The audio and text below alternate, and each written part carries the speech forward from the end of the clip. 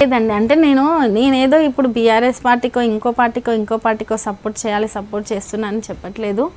నేను ఆ ఇన్సిడెంట్ని దగ్గరుండి చూసినా కాబట్టి నేను షాక్లో ఉన్నా, చెప్పలేకపోయినా అప్పుడు. అది అసలు ఎట్లా జరిగిందంటే మనిషి ఇట్లా లేసి ఇట్లా కుప్పకూలి పడిపోయాడండి. అంటే at a time brain heart absent లాగా అయిపోయిందని డాక్టర్స్ అన్నారు.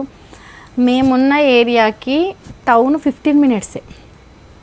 అప్పటికి నా చైర్మన్గా ఉన్నారు కాబట్టి డ్రైవరు గన్మెన్ అందరు అవైలబుల్లో ఉన్నారు కాబట్టి మేము చాలా ఫాస్ట్గా వెళ్ళాం హాస్పిటల్కి.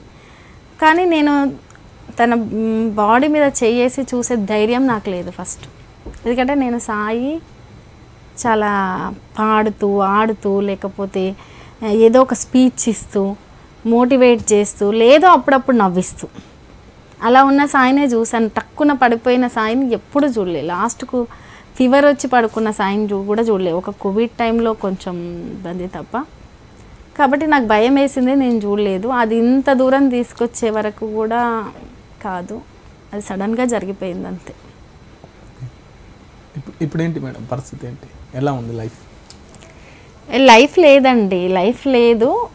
కానీ ఇప్పుడు ఒక సంఘటన తర్వాత నేను బతికే ఉన్నా కదా, కొట్లాడాలి. కనీసం సాయి అనుకున్నది చేసే వరకన్నా కొట్లాడాలి. ఇప్పుడు ఇంత ముందుకు సాయి అన్న బీఆర్ఎస్ పార్టీలో పాటలు పాడిన దాంట్లో పనిచేసింది. అప్పుడున్న రెస్పెక్ట్ ఇప్పుడు మీకుందా దాంట్లో?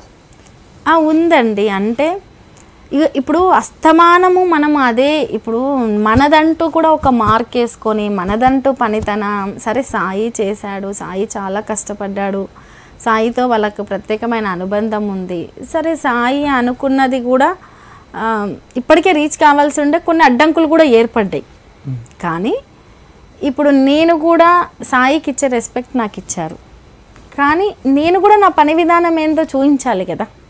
చూపించకుండా ఇక సాయి చేసిన దానికే నాకేదో జీవితకాలం అదే ఉంటుంది అంటే అలా ఉండదు కదా. నా వరకు కూడా నేను చూపించాలి.